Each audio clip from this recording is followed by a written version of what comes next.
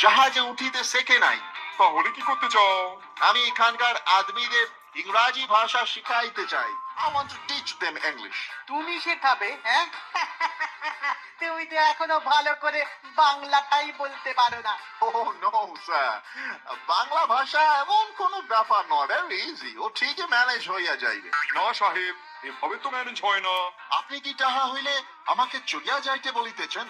না, তা বলিনি।